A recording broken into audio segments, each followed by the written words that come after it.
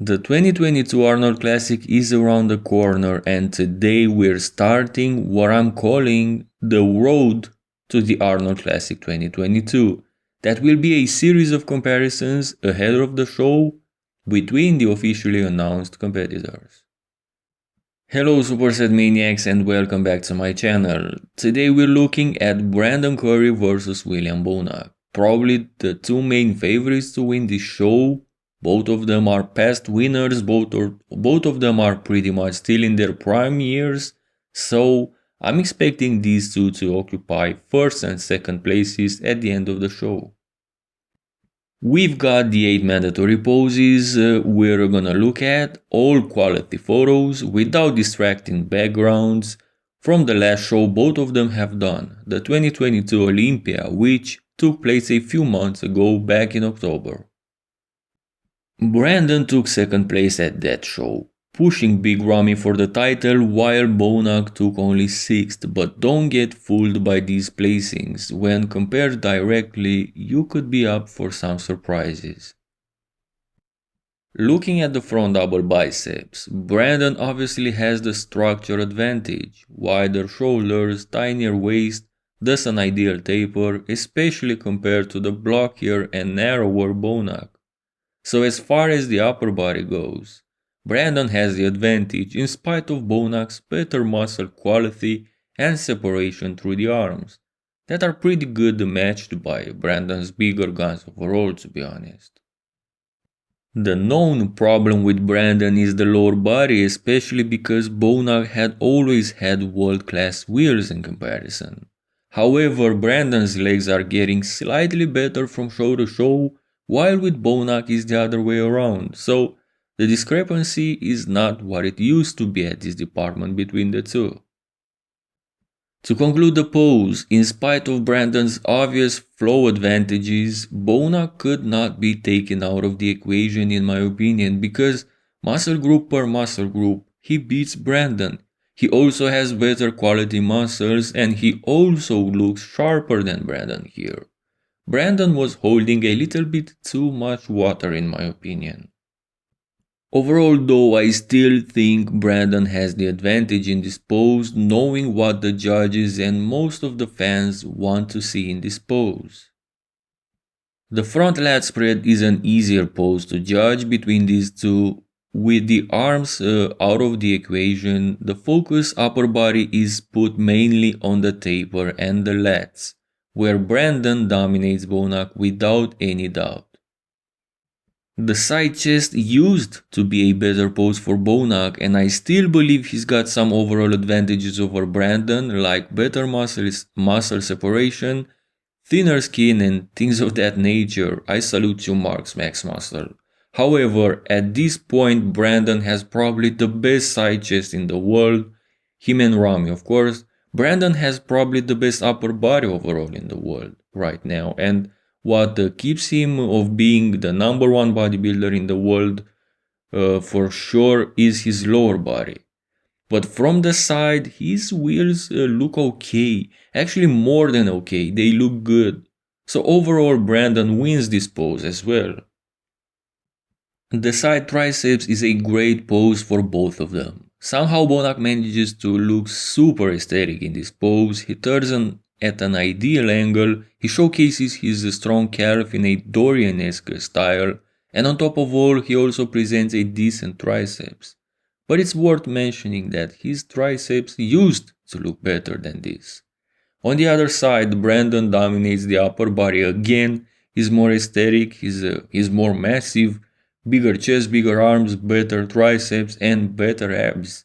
But in spite of all these advantages, important ones, there is something that keeps me going back to Bonac, and it's probably the execution.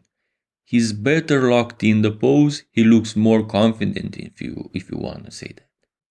But aside from this aspect of the execution, he beats Brandon probably only at the calf department in this pose, and as mentioned before, Brandon is pretty invincible from the side, so personally I would give Brandon the point here as well. Bonac looks to be losing all the poses till this point, but keep in mind that in most cases he's doing better, so don't count him out yet. Actually, let me give you guys my opinion on William Bonac overall. I will be short, I promise. I believe he's one of the most underrated bodybuilders of all time. He does not have that fan appeal that I don't know, Harry Chupin or a Nick Walker have. For example, that's why you don't see too many people rooting for Bonac. But he is one of the most complete bodybuilders. Aside from his structure, you really cannot find a weak point in his physique. Some of his best versions were his 2017 Olympia, 2018 Arnold and 2019 Arnold versions. Actually, at the 2019 Arnold, he lost to Brandon, a version of Brandon that is considered his best version of all time to the day by most fans, and I'm not convinced he was better than Bonac at that show.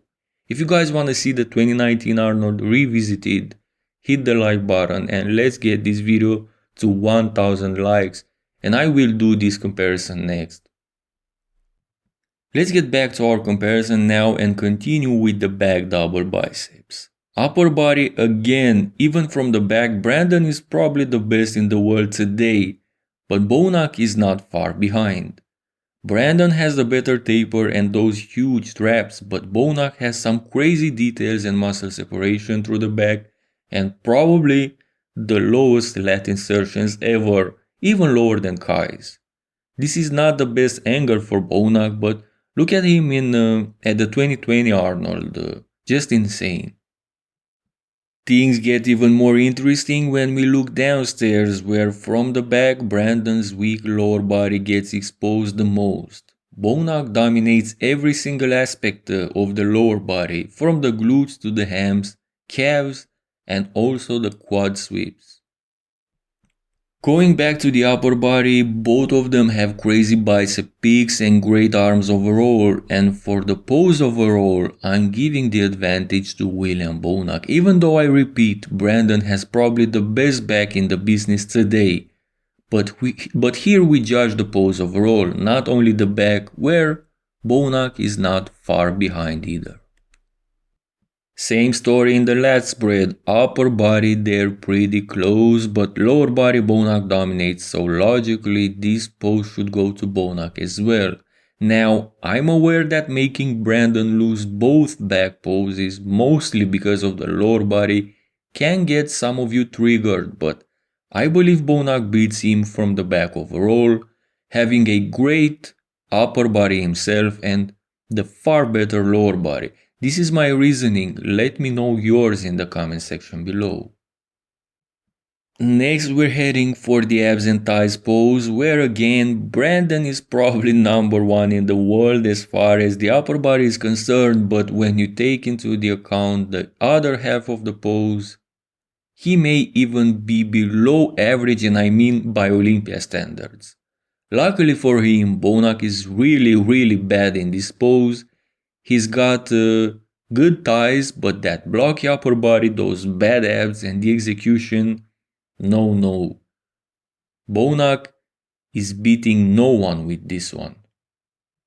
Most muscular pose and upper body Brandon dominates again here, but let's look at the crab variation where I believe both of them look better. Before we continue, I wanna let you guys know that tomorrow I will be posting this comparison in a YouTube Shorts format. Basically a under 1 minute short video with these two hitting the 8 mandatories against each other. We have to adapt to the times. Some of you prefer not to spend 6 to 10 minutes to watch a comparison, but rather see the pics and make their own mind. So for those of you, but not only, I will start doing this for every comparison on this channel. Let me know what you think of this idea. Back to the comparison, Brandon is a beast in this pose, even though Bonac is pretty impressive himself. That most muscular of Brandon would give a hard time even to the Phil Heaths and Ronnie Colemans in my opinion. One advantage for him is that in the crab variation the legs don't get as much exposure and the focus is shifted almost entirely to the upper body, where Brandon indeed makes battle with the GOATs. To conclude this video, I believe that based on the last time we've seen these two at the Olympia in October, Brandon is the main favorite between the two, and unless Bonac somehow gets back to the shape he was a couple of years ago, I cannot see him beating Brandon looking similar to what we've seen here. What do you guys think? Do you wanna see the 2019 Arnold revisited? Let's get this video 1000 likes for that. Also let me know in the comment section what other comparisons do you wanna see in this road to the Arnold Classic 22 series. Also subscribe to the channel, and as always, thank you guys and see you next time.